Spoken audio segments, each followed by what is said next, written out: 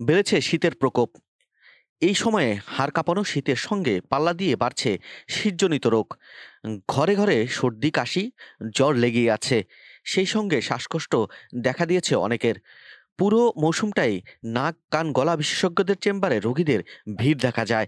শীতকালে প্রধানত দুইটি কারণে মানুষ আক্রান্ত হয় বেশি। তাপমাত্রার পরিবর্তনের কারণে শরীরের রোগ প্রতিরোধ ক্ষমতা দুর্বল হয়ে পড়ে। একই সঙ্গে পরিবেশের শুষ্কতার কারণে বাতাসে জলীয় বাষ্পের বা আর্দ্রতা কমে যায়।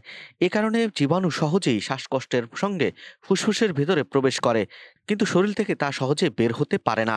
তখন জীবাণু বংশ বিস্তার করে এবং শ্বাসতন্ত্র আক্রমণ করে।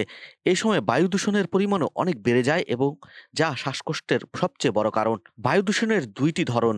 এর মধ্যে অ্যাকিউবিট বা তীব্র ধরনের, যা খুব স্বল্প সময়ের মধ্যে তীব্র শ্বাসকষ্টে রূপান্তরিত হয়। দ্বিতীয়টি হলো ক্রনিক বা দীর্ঘস্থায়ী শ্বাসকষ্ট, যার তীব্রতা প্রথমে কম থাকে, পরে ধীরে ধীরে বাড়তে থাকে এবং খারাপের দিকে চলে যায়। ফুসফুসের ভিতরে এক রকমের তরল নিষ্ঠিত থাকে, যা ব্রক্সিয়াল নিঃসরণ বলে।